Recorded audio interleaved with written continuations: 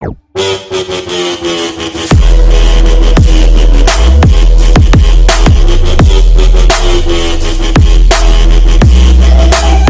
Guys, स्वागत है आपका हमारी इस नई वीडियो में। अगर आपको वीडियो अच्छी लगे तो please like, share and subscribe जरूर करना। और मैंने वीडियो के लास्ट में आपके लिए एक क्वेश्चन रखा है, उसका जवाब आपको कमेंट बॉक्स में देना है। तो अब हम चलते हैं हमारे पहले प्रश्न की ओर। तो हमारा पहला प्रश्न है, हिंद महासागर क्षेत्र में हाल ही में सुनामी तैयारी को लागू करने वाला पहला देश कौन बना है? इसका आंसर है ऑप्शन नंबर 3, भारत।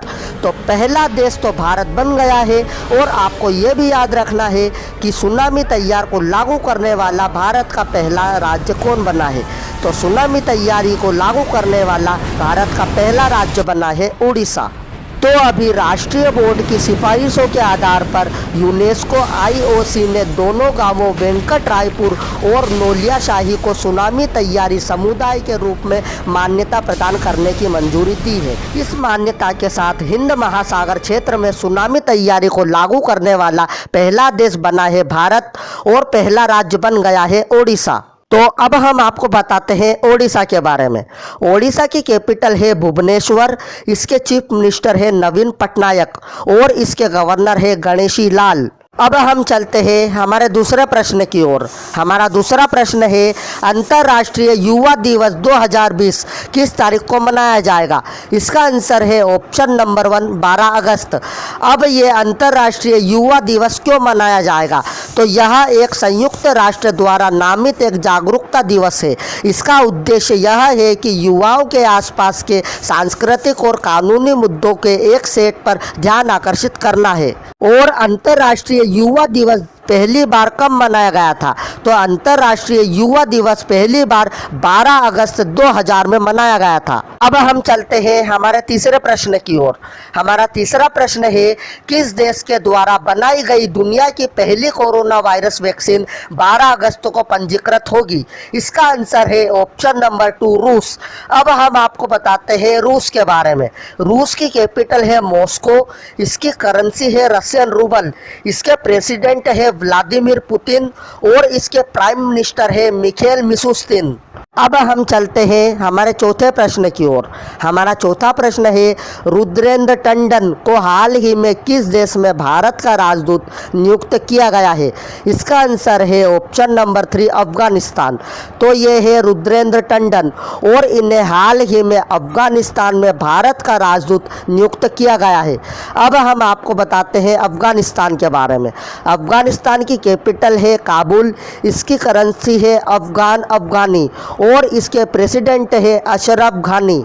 अब हम चलते हैं हमारे पांचवें प्रश्न की ओर। हमारा पांचवा प्रश्न है, 2300 किलोमीटर की सबमरीन केबल कनेक्टिविटी का शुभारंभ हाल ही में कहाँ हुआ है? इसका आंसर है ऑप्शन नंबर 1, अंडमान और निकोबार। अभी प्रधानमंत्री श्री नरेंद्र मोदी जी ने सोमवार को अंडमान और निकोबार द्वीप समूह के लिए पहले अंडरस्कोर ऑप्टिकल फाइबर केबल परियोजना का उद्घाटन किया, जो मुख्य भूमि में सेवाओं के साथ केंद्र शासित प्रदेश में हाई स्पीड ब्रॉडबैंड कनेक्शन प्रदान करेगा। अब हम आपको बताते हैं अंडमान और निकोबार के बारे में। अंडमान और निकोबार की कैपिटल है पोर्ट ब्लेयर और इसके लेफ्टिनेंट गवर्नर है देवेंद्र कुमार जोशी। अब हम चलते हैं हमारे छठे प्रश्न की ओर। हमारा छठा प्रश्न है, किस आईआईटी ने हाल ही में स्वदेशी बीज गेंद विकसित की है? इसका आंसर है ऑप्शन नंबर 2, आईआईटी कानपुर। तो अभी आईआईटी कानपुर ने खेती किसानी को आसान बनाने के लिए एक बीज गेंद को विकसित किया है। आईआईटी कानपुर ने यह ऐसी बीज गेंद विकसित की है जिसके सहारे आपको गड्ढा खोदने और बीज बोने की झंझट से राहत मिलेगी। यहाँ तक कि खाद पानी की आवश्यकता भी कम होगी। आपके गेंद में बीज की कोपल प्रकृति के संरक्षण में फूटेगी। अब हम आपको बताते हैं आईआईटी के बारे में।